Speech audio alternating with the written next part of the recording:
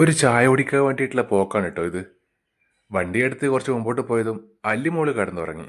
അത് പിന്നെ സ്ഥിരം പരിപാടിയാണല്ലോ. ഒരു ലീവ് കിട്ടിയപ്പോൾ ഞാൻ അല്ലീനെയും ചാരുവിനെയും കൂട്ടിയിട്ട് ചായ കുടിക്കാൻ വേണ്ടി പോകുന്നത് തൃക്കരിപ്പൂരുള്ള ചായ ഹട്ടിലേക്കാണ്. പക്ഷെ സംഭവിച്ചതോ ദേ ഇതാണ്. ഇന്ന് അവധി. എന്തായാലും വന്നതല്ലേ, ഇവിടെ വരെ പോയിട്ട് ഇവിടുത്തെ കാഴ്ചകളൊക്കെ ഒന്ന് കാണാമെന്ന് വിചാരിച്ചു.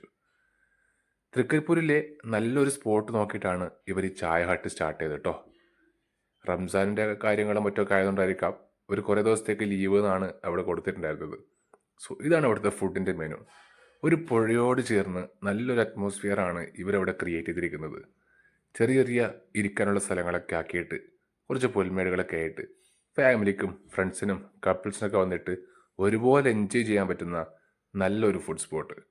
ഞങ്ങളിവിടെ കുറേ നേരം എൻജോയ് ചെയ്തു കേട്ടോ.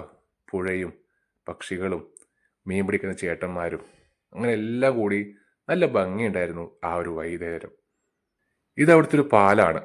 ആൾക്കാർ നടന്നു പോകാനും ബൈക്ക് യാത്രയ്ക്കും മറ്റും മാത്രമാണ് ഉപയോഗിക്കുന്നത്.